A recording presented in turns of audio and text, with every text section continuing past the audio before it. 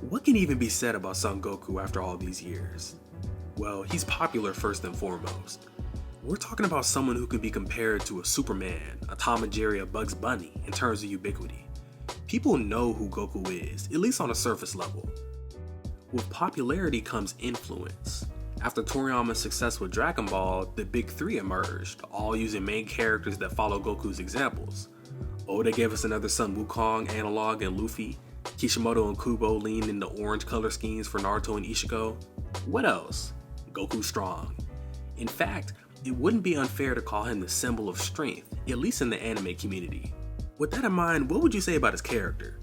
For Goku to be so impactful, his story has to be relatable in some way, right? Well, as a fan of Dragon Ball, I labeled Goku as a flat character for years. In comparison to a Gohan, a Piccolo, or a Vegeta, it seems like he doesn't really change. He's just as happy and kind and adventurous at the end of the story as he was at the beginning. And people are usually reacting to him in the way that he is, so I thought he wasn't the kind of character who needed to develop. This video needed to be made because my old opinion is actually wrong. Goku doesn't just change and develop, he actually becomes a different person several times over. Now, this isn't your modern Goku from Super, we're talking original Dragon Ball, straight manga. With that premise in mind, what's the word? Malachi here, I talk about manga. If you're a fan of Dragon Ball like me, consider giving the video a like and subscribing to the channel. Toriyama actually did a lot of the formatting for this video for me. Goku makes 5 pivotal decisions that make talking about his character super easy. Specifically, we're going to be talking about him sparing Piccolo and Vegeta, killing Freeza, sending Gohan to fight Cell, and staying dead at the end of the Cell arc. Thanks! Beat up! No! Goku! I'm sure we're all pretty familiar with this scene. It's the beginning of a controversial pattern. Goku sparing his enemies is a staple of the series. I consider Piccolo Daimon the 23rd World Martial Arts Tournament to be 2 halves of the same story, and they both got hints of what Dragon Ball will become in the future. With that in mind, Piccolo Jr. being the first to be spared makes a lot of sense in a meta-contextual way. What you might not know about this scene is that Goku just doesn't make one decision here. Foundationally, he spares Piccolo's life, that much is clear. The reasoning here makes sense as well. Goku had been saying that he wasn't going to kill Piccolo since chapter 180, so nobody should be surprised. If Piccolo dies, so does Kami. And even though Kami shows that he's prepared to sacrifice his own life after the fight is over, Goku obviously doesn't agree. Sounds pretty clear so far, right?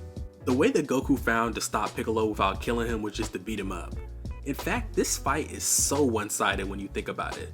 The odds are stacked against Goku. He needs to get Kami out of Piccolo's stomach, beat him non-lethally, and protect his friends on the sideline, all while sticking to those tournament rules, no killing and you can't go out of bounds. Despite these restrictions, he outthinks Piccolo, rescues Kami, and just knocks Piccolo out at the end.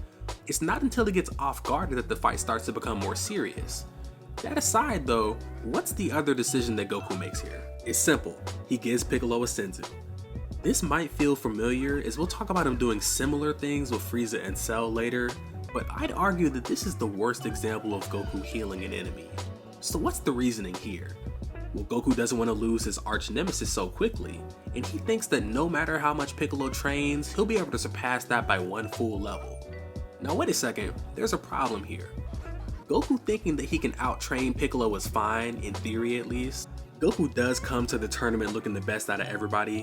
His perception is clearly on a different level from everybody else. He's the first to become suspicious of Kami and Shen's body, the first to notice that Tao Pai Pai really isn't that impressive, and he easily breaks down Tien's 4-body technique. He can also obviously keep a cool head during fights, as we see when he tricks Piccolo into growing too big so that he can rescue Kami. It's clear that he's reached the end point of the Turtle School. At this point, him wearing the turtle insignia is just a show of respect to Roshi. He's nobody's student now. We know that Piccolo also trained before the tournament, but clearly Goku was just better in the end. So what's the problem here? It's common sense.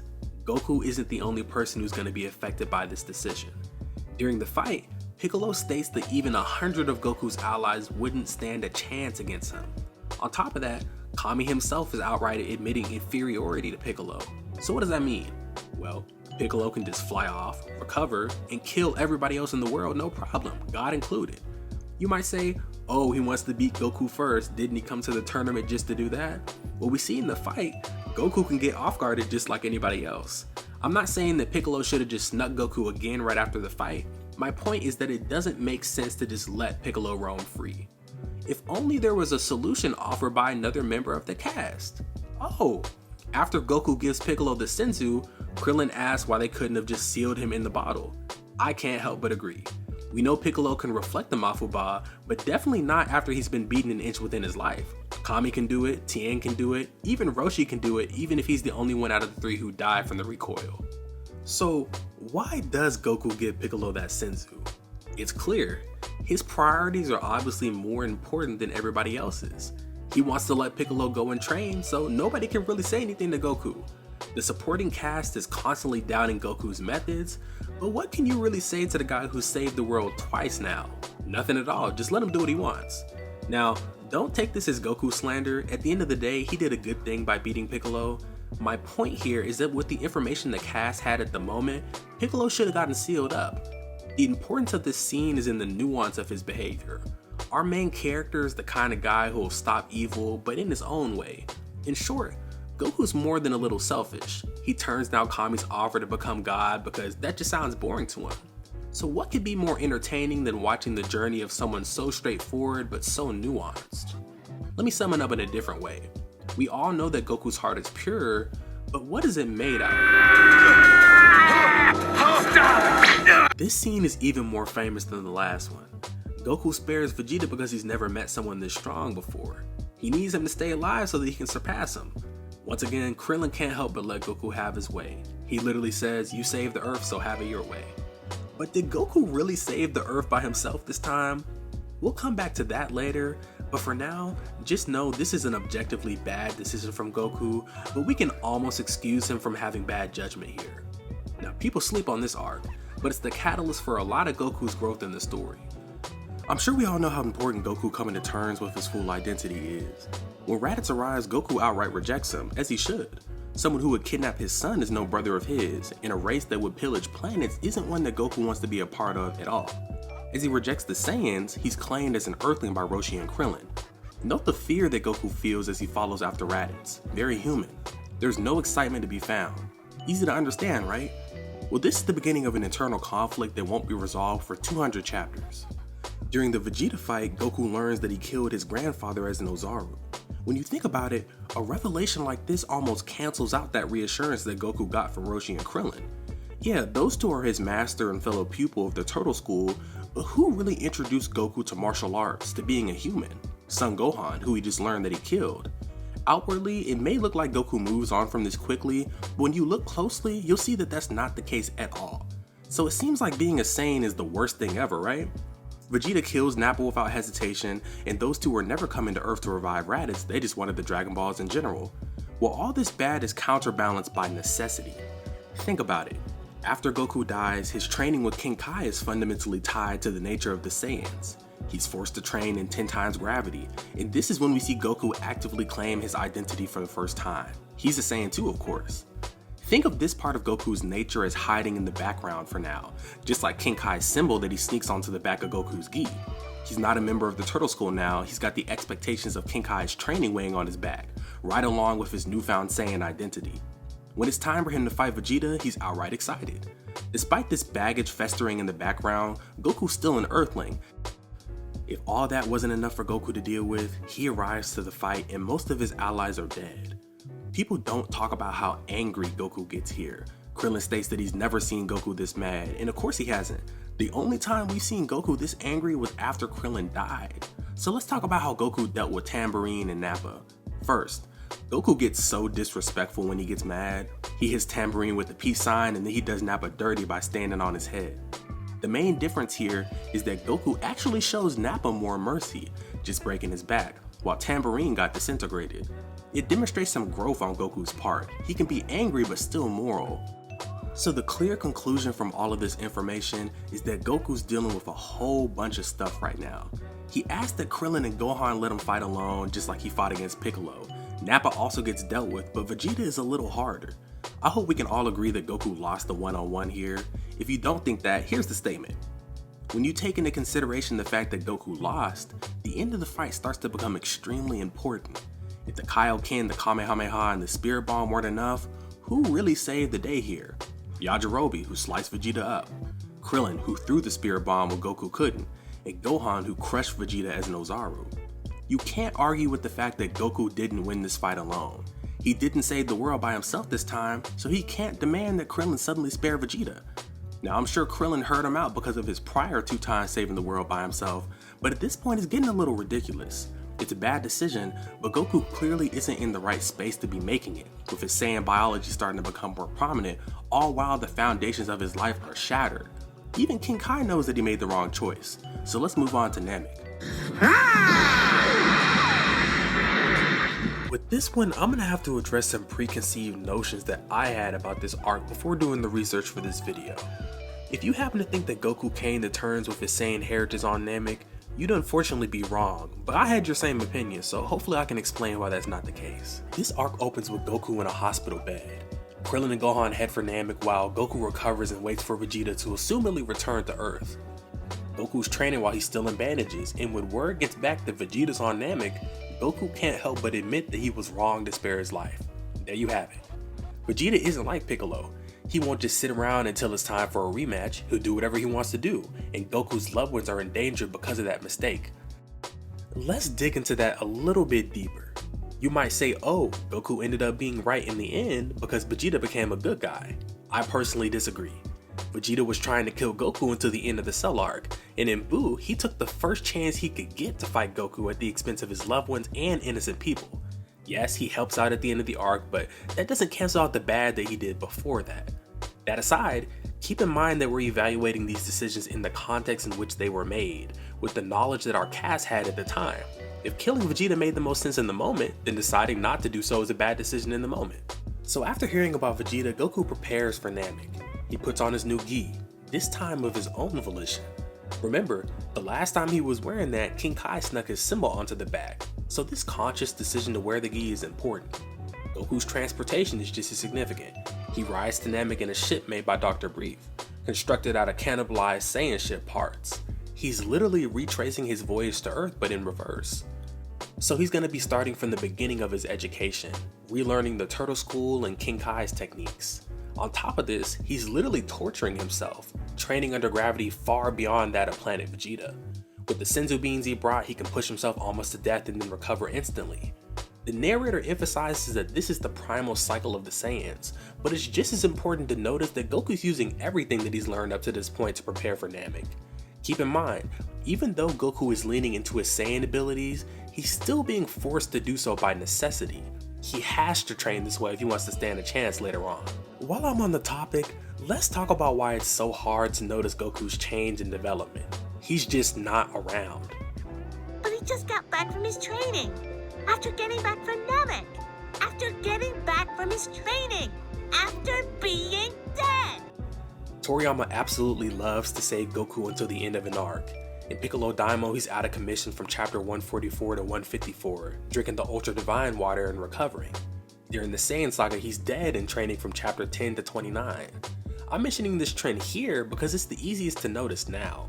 Goku leaves for Namek on chapter 56, arrives on chapter 85, then immediately gets hospitalized for another 16 chapters. You might see all this downtime for Goku and say, seems like he's got a lot of time to think, but he's constantly on a timer, headed to rescue his friends or training to beat somebody who nobody else can. Would you be able to reflect in a situation like that? Goku arrives to Namek with power surpassing the limits of the Saiyan race, and the capacity to control that power. This is the Saiyan raised on Earth who can raise his power in an instant so fast that most of the Ginyu Force has no idea what's going on. Keep in mind that the situation Krillin and Gohan are in is pretty much the same as what happened in the Saiyan Saga. They're on the brink of death. Despite this, Goku is much calmer than he was on Earth. Yes, he dismantles Raccoon and Birder, but there's no excessive flexing to be seen here. In fact, he spares them so much that Jace is able to escape and go get Captain Ginyu. After this, of course, he loses to Ginyu and our cast pulls out a victory through teamwork and luck. All of Goku's training and he couldn't even get past Frieza's right-hand man. After that, Goku goes into the healing pod, and the person who emerges is different. Goku talks about how he surpassed his limits once again, and Krillin mentions how different his energy feels from before. These huge power-ups for Goku aren't anything new. He did the same thing at Karin's place after drinking the Ultra Divine water. What we should keep in mind is that Goku's mind and spirit need time to catch up to the power of his body. What do I mean by that? Well, Goku needed to train with Kami after beating Piccolo, and even though he had great power at that point, he still didn't know how to wield it properly according to Mr. Popo. Kami cuts off his tail permanently during that training, and he returns to the tournament a better fighter. So what happens here on Namek? Goku gets his power up, but he has no teachers left. Only two former enemies in Piccolo and Vegeta, his son who depends on him, and his childhood friend Krillin. Are you seeing how Krillin is Goku's anchor in this situation on this alien planet far away from Earth? When Goku makes it to the battlefield, he speaks to Vegeta. Here we start to learn the rest of what we needed to know about the Saiyans, that Freeza destroyed their planet. Vegeta asks Goku to avenge them, and of course he agrees. Later on in the fight, Goku tells Freeza that the Saiyans died because they killed innocents. So him agreeing to avenge them is a sign that he's starting to forgive himself for killing Son Gohan. If the Saiyans are worth fighting for despite their wrongdoings, Goku himself has to be redeemable in his own eyes as well at this point, right? You might have been able to say that Goku accepts himself here, but something happens that no one could have predicted. When Krillin dies, Goku loses the only thing tethering himself to humanity. As a result, he's out of control in a way we haven't seen since Tambourine. In fact, I saw a tweet about his hair standing up in the same way in both scenes. I don't necessarily think this was foreshadowing because Toriyama definitely hadn't thought of Super Saiyan yet, but it's a nice parallel. As soon as Goku transforms, the disrespect starts. Goku makes a point out of flexing on Freeza. Before, he understood that he needed to beat Freeza to protect the universe, but now he's fighting for purely revenge. Freeza needs to die. Of course, Goku's controversial pure heart speech comes after this. I'm not going to spend that much time on that other than to say that Goku doesn't really know what he's talking about. He heard about Super Saiyan for the first time like 30 chapters ago, and neither Vegeta nor Frieza have really explained to him what it is because they don't know what it is either. What should be focused on here is Goku's behavior during the fight. Even after the planet's core is destroyed, Goku's still bloodthirsty. He wants Frieza to power up even if it means losing time to escape. He wants to stay on Namek despite saying that his priority was the Dragon Balls in chapter 89. Once everybody's gone back on Earth, he's got exactly what he wanted, a one-on-one fight to the death against his friend's killer. So what happens next? Goku fights for a little bit, then decides that it isn't worth it.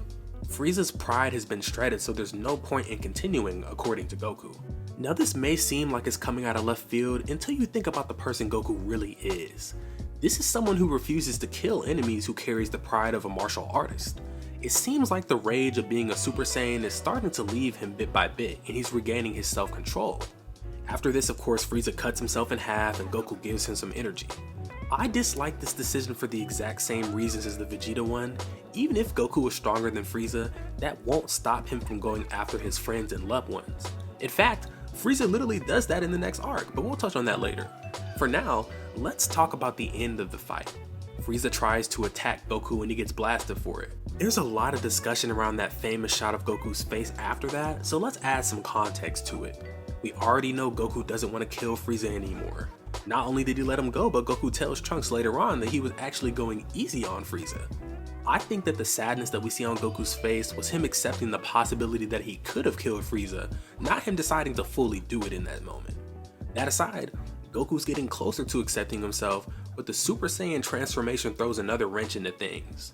Despite this, Goku still manages to hold true to his ideals, even if they might drive him to make the wrong decision in the moment. He shows the most self-control we've ever seen during this arc, so the ramifications of his choices here will force him to change further, whether he likes it or not. With that in mind, let's talk about Cell. Hey, Cell! The Cell saga is characterized by enemies that Goku just can't beat. He would have died to that heart virus if it wasn't for Trunks. He would have lost to Android 19 if it wasn't for Vegeta. He couldn't handle Cell in his second form and he lost to him outright in the Cell games. So what's to be done with Goku in this part of the story? Ironically, he's at his most effective when he's obsolete like this. He was prepared to clobber Frieza for good on Earth, and he would have done it if Trunks hadn't have arrived. He knew he was sick and rushed the fight with Android 19, and if Dr. Gero hadn't have designed energy-absorbing androids, Goku probably would have blown 19 up then and there. This is a Goku who's prepared to act, nothing like that conflicted man we saw on Namek. When Goku and Gohan enter the room of Spirit and Time, Goku explains that they'll be getting Gohan up to speed first, even if that may waste some of their time. It's at this point that we start to see hints of Goku's plan. Actually, it's not a hint at all. Goku straight up says it. He wants Gohan to be stronger than he is. What you might not have noticed is that in the process of teaching, Goku finally comes to terms with himself. The setting in itself communicates this. He completes the last part of Kami's training that he couldn't do as a child, the Room of Spirit and Time. He masters the Super Saiyan transformation, getting rid of that restless feeling. He alternates between Saiyan and Earthling, starting his training in armor and setting out for the tournament in a gi. This time with no symbols on it. Goku has truly become his own master at this point, and he's prepared to pass his knowledge on to his son. Of course, there are still a few issues here. The first one is minor, and it can be explained away pretty easily, but it's still worth covering. Goku could have trained harder. Not only did he decide to exit the Room of Spirit and Time early, he also turned down a second round. If we look back at the Freeza saga, it's obvious that Goku's capable of training himself to the point of torture if he thinks it's necessary. In fact, he uses the exact same phrasing to justify taking it easy for the last few days before the Cell games. To train anymore would be like torture. So it's clear that he's confident enough in Gohan to tone down his training a little bit. The second issue is the commonly discussed one in the community. Goku doesn't understand his son, and he's a terrible communicator. Let's talk about that communication first. Yes, Goku straight up tells Gohan his intentions up front. Gohan should be stronger than him after their training. However, Gohan is consistently asking Goku what the plan is after they get outside of the room, and Goku suddenly becomes mysterious and vague about things. It's pretty obvious that Gohan took that stronger than me statement as hyperbole and left it there, so when he gets called down to fight, it's a total surprise to him. So if Goku's already messing up the communication, how does he misunderstand Gohan as his son? It's simple.